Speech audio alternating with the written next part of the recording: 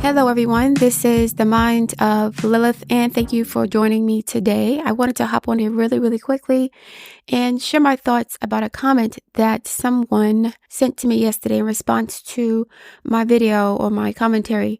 Darius Jackson was always plotting to take Keke Palmer's power for himself, and I basically said that men who have no power in relationships, they try to find other ways to take the power from the woman who has the money, who has the career, who has the fame, etc., etc. I say that these men, they usually use deception, manipulation, or force to take power back from women who have more than they do. And this person responded, quote unquote, "So we're going to keep lying to keep a lie going," after the audio came out with Keke admitting she's abusive and mother threatening him and calling him his bro gay. Him and his bro gay. We gonna skip through that like that didn't happen. Y'all are weirdos and you wonder why we are getting our passport and leaving this nonsense alone. Then he left a smiley emoji with a dead emoji, I guess, a skull and bones emoji. Okay, so I'm going to say this, and I'm not attacking this person. I don't know who this person is. I'm attacking his mentality or his thought process. A few weeks ago, I said that Black men have artificially inflated their value in the Black community. I said that they did this by withholding marriage and love and affection from Black women intentionally to force Black women to settle for the scraps and the crumbs that Black men want to give them in their 40s, 50s, and 60s when they finally want to settle down for marriage after their bodies have been broken down and they are, not healthy anymore. They're broke. They got child support payments, all this stuff. I said that after Black men run through dozens, if not hundreds of women, never committing to any of them, dropping babies off hither and yon, spending their youth avoiding responsibility. What they do is later on in life, when they don't want to die alone, when they are infirmed, when they're broke, they try to find a good, wholesome Black woman in her 40s and 50s with her life together to, take care of him in his final days. We see this happen all the time. And I spoke about this topic in the context of Shirley Strawberry's relationship with her husband, Ernesto, who had been married several times. And he ended up marrying a woman much older than him, because she had more money than he did. She was more successful and he could use her to continue to scam and scheme while cheating on her with other women. Okay. So there's another side to that coin. I say Black men they artificially inflated their value. They made themselves more valuable than they actually were by, number one, withholding marriage and relationships, number two, withholding affection, and number three, getting women to compete against each other, right? Using women's competitive nature and their insecurities against each other to convince them that they're more worthy than they actually are. So if you guys remember like a decade ago or a little more than that, Black men started celebrating the fact that they saw more and more white women with bigger booties, right? That was the big deal for them. Now they were trying to convince Black women that this made white women more competitive when it comes to sexual desirability, okay? So it was Black women, it was Hispanic women and white women. They were saying that these women now have larger booties, so these Black women, we don't really need them anymore. They were just there for that. And lo and behold, over a decade or so later, what happened to that? Why are these passport bros going to Latin America if Beckys have big booties now? And what's happening to these Beckys with the big booties? Are they getting married to these women? Are they building communities for these women? Are they providing for these women? I don't think that's happening. And so Becky with the big booty has now been ran through just like LaQuisha with the big booty 20, 30, 40 years prior, right? Okay, but that's not the point of my conversation. So Black men artificially inflated their value. Now, I'm not saying that individual Black men don't have any accomplishments. I know plenty of successful Black men who own businesses, who have great careers, who are providers for their families. I know lots of them. But collectively as a group, that's not happening for the most part. Only 25% of Black women are married. And so that brings me to my main point. Black American men as a community, they have not only artificially inflated their value, but they've also made themselves disposable at the same time. And so they actually made themselves disposable first. Then they had to artificially inflate their value to overcompensate for their disposability. Most Black men, well, Black men in general, don't run any academic institutions, not even the HBCUs. They don't run those either. They don't run many banking institutions. They don't, control finance. They don't control the military. They don't control education. They don't even control religion per se. They don't control the entertainment industry. They are basically useful tools for other people to get rich off of. And so when you have no power, and you have no resources, and you have no leverage, you become disposable to society. And because you become disposable and you don't want to do anything necessary to add tangible benefit to the community that you're living in, right? Because many of these men don't want to get a job or career. I'm not saying all Black men. There are some Black men who do this, okay? They have good jobs. They take care of their families. I'm not talking about them. I'm talking about the 75% of Black men who are not married, most of whom don't have children either, right? A lot of Black men don't have any kids. About 45% of Black men don't have children. You're essentially disposable. So if you were to go to other countries, passport bros, right? The 75% of Black men who don't own anything, who don't contribute to the community, who don't provide and protect, what are Black women supposed to be missing? Now, the 25% of Black men who are doing something for the community, if they go over to other countries, we would miss them because they're contributing to the functional well-being of the community, right? They're taking their resources and they are investing it in their homes, in their children, in their local businesses that they run, right? They're doing all these things. But the 75% of y'all who aren't doing that or more, why would we miss you if you're in a different country, giving your resources to other women? It would make no difference to us. We would still be doing the same thing we're doing right now. So in order for you to feel better about not having any value, you try to weaponize other women of other races and cultures against us. But Black men have been doing this for decades already. With the big booty white women, what happened to those women? Are you guys marrying them? Are you guys, taking care of them? Are you building community for them? Or are you impregnating these white women and then leaving your biracial children confused and angry with their white mothers who resent you for ruining their lives? And I'm not saying all Black men do this, but the statistics are what they are. The numbers are what they are. So if you were indispensable as a group, you would not have to artificially inflate your value by weaponizing other groups of women in other countries against us. We know what's leaving. We know how you guys are, right? Not all Black men. There are some amazing Black men.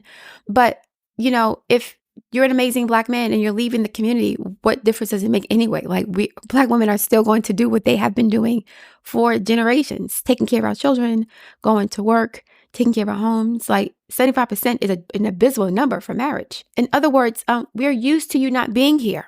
If you had made investments in your community, you helped to build schools, you helped to build stores, restaurants, businesses, banking institutions, academic institutions, hospitals, and the like. If you were doing that for the past 40, 50, 60, 70 years, you would be less inclined to abandon that which you had built and created. Well, because you haven't built and created anything for the most part as a community, it's easy for you to abandon it because there's nothing for you to hold on to. There's nothing for you to invest in. There's nothing for you to manage and maintain. That is an indictment against you, not Black women. So it's easy for you to leave because you haven't built anything here. So why would we miss you? Right? Not the ones who built something. We would miss them. But that's not the majority of you, Black men. It's not. That's not, 90%. That's not 80%. Maybe 10% of Black men have built something. Maybe if that. I don't know any Black man that actually has built a hospital, that runs a hospital he's built in the United States, in a sense, a banking institution, HBCU, college. I don't know any of them that are actually running anything. You guys may control stuff as far as like being the preachers in the church that make millions of dollars a year. You're athletes working in the NFL and NBA. You attend these Ivy League institutions and teach at these institutions, like with Cornell West and some of these other boule Black men who are usually low-key, high-key white supremacists themselves. Many Black men who attend Harvard, Yale, these Ivy League institutions end up marrying white women or non-Black women anyway. So again, I'm not saying all, but many of them do. And so again, why are we missing something that we have never had? The passport bro movement is not an indictment against Black women. It's an indictment against Black men, because if you've built something, you'd want to take care of it, right? Whether it's a community, whether it's a school, whether it's a restaurant, a store, a business, you'd want to take care of that. You'd want to maintain that somehow, some way. You would give birth to children who could maintain the same thing. You'd marry someone who would be, running the business with you. But you can't do that, and you're not going to do that. So you leaving is doing what to Black women? specifically? How is that hurting us per se? If 75% of Black men were to leave the United States today, how would that affect Black women? Would Black women be more or less safer? Would Black women be more or less educated? Would Black women be more or less at peace with each other because we don't have men trying to weaponize us against each other like Martell did with Melody, like many of these unemployed men do. They try to get women who have resources, who are beautiful, to compete against each other to make themselves more valuable without actually doing anything tangible to benefit the lives of these women besides laying pipe. And laying pipe with men who don't have anything to offer leads to 75% of babies being born out of wedlock in the Black community. So if you guys were to leave and go to Guatemala or Colombia or Brazil or Thailand, you would be taking the same mentality with you, I'm sure. Nothing would collapse if you guys weren't here, except the prison system and maybe the entertainment industry. But 75% of Black men are not in the NFL, the NBA, or, baseball, right? They're not doing that. So that's maybe 1%, less than 1/10 of 1% of Black men are in professional sports. So again, what would you guys be taking with you if you were to leave to a different country? Like, hopefully you'd be taking these damn churches with you, with these pastors pimping out these Black women to the tunes of billions of dollars per year. Hopefully you'll take that with you. Hopefully you'll take the high crime and the domestic violence with you too. You can take that with you also. But yeah, I don't know what to say. Like, I wish I had a different perspective on this because I really love Black men and I want them to get it together. But you cannot threaten me with a good time. You can't tell me that, well, we're leaving the country, we're leaving y'all behind. And I'm thinking about, well, what am I losing if you leave? And there's nothing that we are going to lose because you don't run anything. You don't control anything. You don't protect the children in the community. You don't provide for the women in the community. You don't build anything. You're not hiring women. You're not, protecting women from the system of white supremacy per se. You want to be a part of it. And not only do you want to be part of it, you have weaponized white women against Black women for decades. As I mentioned earlier, the white woman with the big booty was supposed to be the Black man's salvation. Right? Black women were no longer necessary anymore because all we were used for was our sexual body parts anyway. So it was like, yes, you can be replaced easily. So what happened with that? Why are you going overseas instead of enjoying these beautiful white women in the United States? There's lots of them here. They can give you the biracial trophy babies that you use to feel more valuable as a Black person, especially a dark-skinned Black person. So what are we losing? I'm trying to understand. Maybe somebody can give me some clarification. Maybe I'm wrong here. Maybe I'm missing something. Maybe if 75% of Black men were to leave the United States, not Black boys, not the ones who are under 16 and still have time to be molded properly, but the grown men, 21 and up, right? What would happen if they leave and go to these other countries to marry women?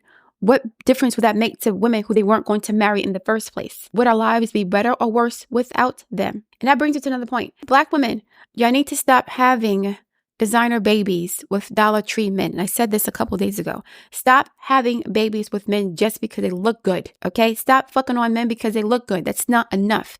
That's an added benefit, but that should not be the primary criteria for choosing someone to get pregnant by.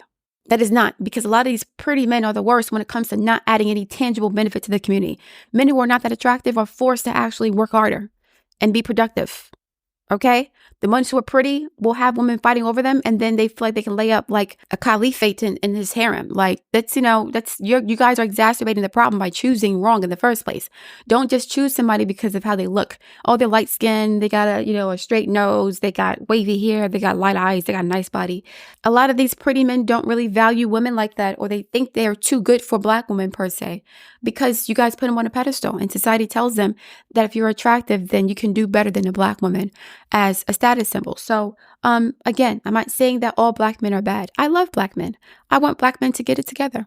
I want Black men to be productive citizens. I want to be able to work for a Black man. It pays me good money, and I can, I'm proud of helping him to build his legacy and his business and, prosperity for him and his family and his future. I would love to be able to do that, but I can't do that per se. I'm not saying that there are no Black male entrepreneurs. There are some, but it's not no damn 75%. So if 75% of Black men leave, then what are we missing? Seriously. So stop threatening Black women with that. That's not going to make us, want you more. Oh my God, we're getting our passports. I thought the Becky was the passport. What happened to Becky with the big booty? She was supposed to be the passport 15 years ago. The Kardashians, what happened to them? Damn, they're played out already? Y'all played them out already? Really? So instead of trying to artificially inflate your value by weaponizing other women against us, by comparing us to other women, instead of you doing that, how about you build something here so that when you leave, we actually miss you? How about you do that? That will actually benefit you and the community at large. But because you haven't built anything, you don't really care about leaving. You're leaving the desert. There's nothing here for you. So what are we missing again? I'm really trying to understand this because these men really think that them going to get their passports is hurting the community. How is it hurting us if you weren't going to marry the women over here anyway? And more than likely, since you're paying for these women in other countries, you're treating them like prostitutes. There's a reason why a lot of Black women in the United States who are into sex work, a lot of Black sex workers do not want Black male customers because Black male customers are notoriously cheap or abusive when it comes to prostitutes. I think there was this Black serial killer that died a couple years ago that killed over 100 Black prostitutes. Right? It was a Black man who did this. They were nothing to him because he owned them. Now that I paid for, I paid for this, I paid for your body for the next 25, 30, 40 minutes, and I resent having to pay anything because I'm cheap. I'm going to punish you for me having to pay for sex, which I feel entitled to anyway. A lot of Black men don't value Black womanhood, period. And so that's why they don't mind spending hundreds, if not thousands of dollars on women overseas while they complain about spending $40 or $100 on dinner for you. They don't see your value. So again, if you don't see Black women's value in this country to the point where you don't want to pay for sex workers, you don't want to pay for dinner, you don't want to add any tangible benefit to their lives, when you leave, what are you taking with you? When you leave, what are we supposed to be missing? I'm really confused. I really hope you understand this. A lot of us who are relatively intelligent do not care if you go. A lot of us do not feel more enriched by men. We're enriched by knowledge. We're enriched by experiences. We're enriched by learning. We're enriched by our ability to help others in our community, the women and the children, male and female children in our community. We're not necessarily enriched by it. We don't feel more complete when we have a male counterpart. He's just, he's there. We value him, but he's like the cherry on top of a cake that we've already baked for ourselves. Right? So whether you're there or not, I'm going to have some cake. I'm going to enjoy my life, whether you're here or not. And do you know why that's possible, Passport Bros? Because you've made yourself dispensable. You're not indispensable. You're disposable, not just to the community, but the economic system at large. The global economy doesn't need Black men the way it used to 200 years ago. Just like Black women aren't needed for their big booties anymore, Black men aren't needed for their big muscles anymore either. So, that's just the reality of what's going on. Whatever you can say about me, I can say the same thing about y'all. But unlike y'all, I don't need sexual access to foreign women or men to feel validated. That's the lowest. Oh my God, it's so low. Like, what are you adding to these communities? Yes, you're helping to stimulate their economy. You're making their economy stronger while your native economy, your local economy, your community is falling apart. Y'all don't see the issue with that? So while dozens of you are on a plane together, going to Colombia or to Brazil or to Thailand, y'all don't take a look at each other and say, yo, there's about $50,000 on this one plane alone that we're going to spend in this foreign country. Why don't we pool our resources together to build something for the communities we're coming from? You're not going to say that because, again, y'all don't really have the mentality of builders. You have the mentality of exploiters, of users, right? And some of you guys on these planes already have money. So you already have resources. So it's not like you don't know how to build, but you choose not to build where you are. You want to invest in somewhere else that you don't even live. You don't even live in these countries, right? And so, again, to sum this up, if 75% of Black American men were to leave today, I don't think Black women would be any worse for the wear because they've made themselves dispensable. And that is why only 25% of Black women are married. Like the 25% of Black men who are married, they can stay, they have their wives here and their families here. That's what's up.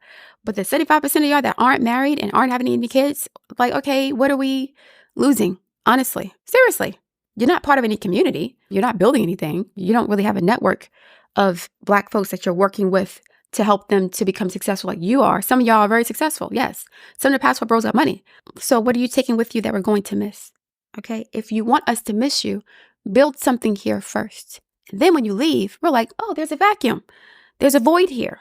But right now we don't really see the void. So we are not convinced that you going to other countries to find women is doing any harm to us. Not me anyway. A lot of us who are relatively educated don't really care about what you guys do because, again, we're enriched by our knowledge and our experiences and our ability to help others. We're not enriched by your penis, literally or figuratively. So you guys are going to have to find another tactic or trick to make Black women feel like we need to compete with women in other countries. Like, we know y'all vices. Like, we know a lot of y'all are the children of alcoholics and drug addicts, many of you guys. So you do not know how to have healthy relationships.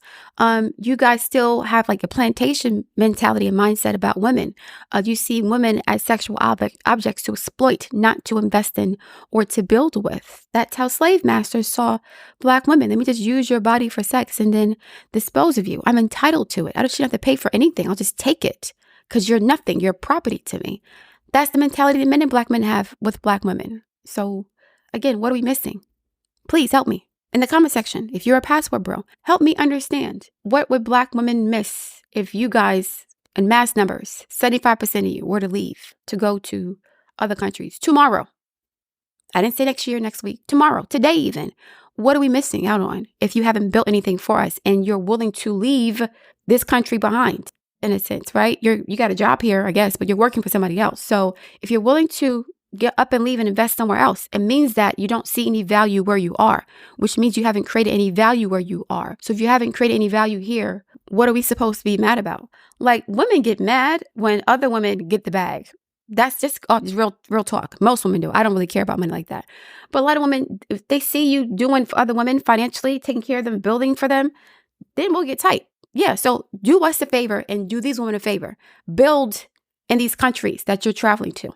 Okay, build businesses, build homes, build schools, build institutions, build something for yourself and your sex patriot community. Do that. Then we'll feel some kind of way. But right now, we're like, okay, you're gone. But you were never here in the first place. You haven't been here for decades. Hence the low marriage rates and the high out of wedlock birth rates and the high domestic violence and femicide rates. So again, you've made yourself disposable. But we don't really need you for anything right now. So I hope that makes sense, right? Build something, create something, maintain something, control something, run something, and then we'll feel like, wow, we really missed out. Right now, we're not feeling that. Sorry. We feel like you leaving, many of us do feel like you leaving is actually a benefit to the community, because we would not want to be around men who did not value us enough to invest in the country that birthed them, that educated them, that fed them. We don't want to be around men who don't see the value in the women in the community or the children in the community. So be individualistic. If you have individualistic aspirations and goals, you leaving, it's not going to affect the collective, right? If you're individualistic and you're selfish and you're always about yourself, only what's good for you, what makes you feel good, what makes you look good, what you want to do, when you leave, it's not going to create a vacuum like somebody who has a collectivist mindset, who wants to build for the community. That would be a great loss. But you leaving individually, who haven't built anything for anybody, we don't really, and I'm not trying to be too redundant about it, but I need y'all to understand, like, if women are Venusian in nature, we value things that we see and touch and what we hear, right? We can't see nothing that's being built. All we hear is lip service. So you guys have been getting away with lip service for decades. But now we're like, where's the balance? Where's the stuff? Where's the tangibles? Where's the homes, the communities, the schools, the institutions, the banking systems? Where are those things? We need both. We don't just need lip service and swag. That's Libra stuff. We need Taurus stuff too. The stuff that we can hold on to and build with. Where's that? If you can't do that, because all you're worried about is your penis, then bon voyage. Enjoy your trip. All right, guys, I'm going to leave it there. I look forward to hearing your feedback. Please like, share, and subscribe, and I'll speak to you soon. Adiós. Vaya preso porque ahorita voy por Adiós. Adiós. Adiós. Adiós. Adiós. Bye. Bye, my nigga. Bye. Are you still? Let's go. Adiós. Come on, my nigga. Up, my nigga, up. Don't touch me. Don't touch me. Watch out, bro. Don't touch me.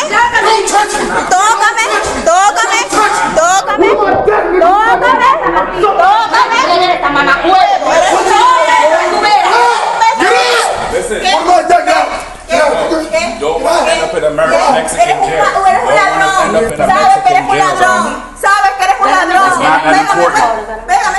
It's not that important. Your life is what more, bro. Don't do it. ¿Tú qué me pagas?